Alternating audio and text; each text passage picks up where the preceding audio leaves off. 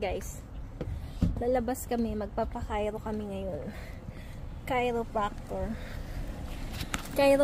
kasi yung nasa Kuwait kami, gustong gusto to ni Mahal, lagi niyang pinapanood sa YouTube.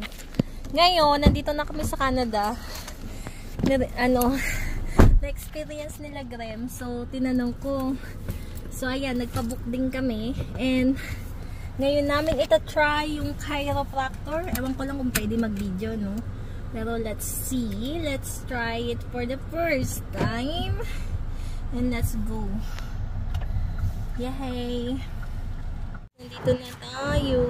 Let's go na, Mahal. Uy! Mahal, let's go!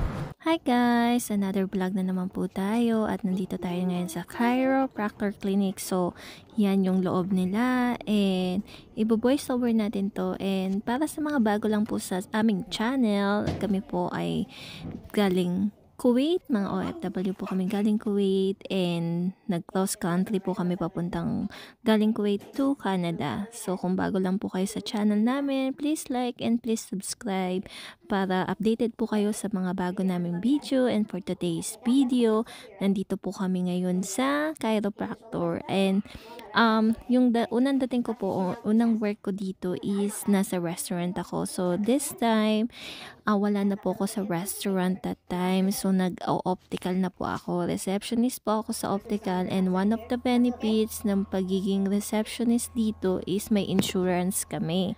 Actually, itong chiropractor is laging pinapanood ng asawa ko nung nasa Kuwait pa kami. And gustong-gusto niyang itry. Hindi lang namin sure kung meron ganito sa Kuwait, sa Middle East.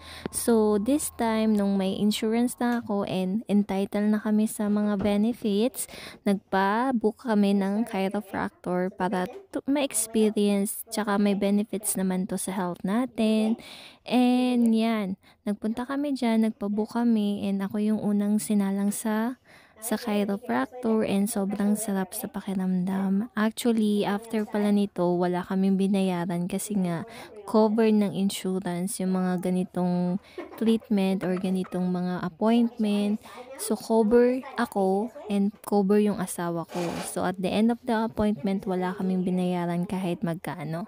So, yun yung kagandahan dito sa Canada. Pagka employee ka ng mga company na madaming benefits. Kasi nung ako nasa restaurant, wala man silang insurance na ganito. Dito lang ako naka-experience niya nung nagtatrabaho na ako sa reception. Dito lang ako naka-experience dito nung nagtatrabaho na ako bilang receptionist. And alam nyo ba, marami pa silang benefits, pati yung dental namin. Sagot din ng mga insurance yun. Yan yung kagandahan dito sa Canada, no? Hindi ko talaga na-experience yan sa pagtatrabaho ko sa Middle East. Ilang years din kami nagtrabaho sa Middle East. Wala man lang ni isang insurance doon. Or maybe because sagot naman nila yung mga baladiya natin kasi nga nagtatrabaho tayo sa food industry. Pero yung mga ganitong treatment or ganitong appointment kasi hindi naman nila covered. So, yan po yung isa sa mga kagandahan dito sa Canada. And then, Saturday and Sunday, usually talaga day off yung mga tao dito, unless na lang talaga kung nagtatrabaho ka pa rin sa food industry.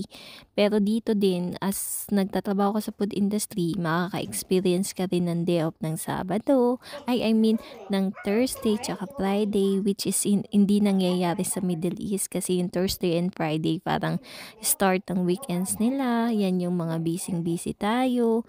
And yan yung asawa ko, siya naman until now, since last year until now, double job na talaga siya. Monday to Friday, sa isang full-time siya, and then Saturday, Sunday, part-time naman siya. So, 7 times a week siya nagtatrabaho. Pero kagandahan dun sa weekends na trabaho niya is hindi daw siya masyadong pagod, kaya parang ayaw niya din bitawan yun. Aside from that, na may dalawa siyang trabaho, aside from may dalawa pa siyang trabaho, minsan nagpa-part-time pa kami ng on-call.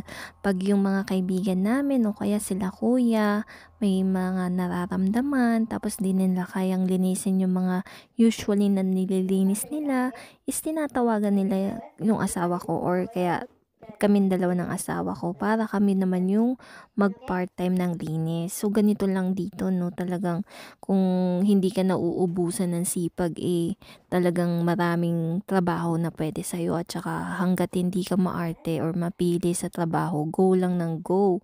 Kasi extra income din namin yon. Pero syempre, pag masama din yung pakiramdam namin, minsan humihindi rin kami. Kasi syempre, di ba, number 1 is health.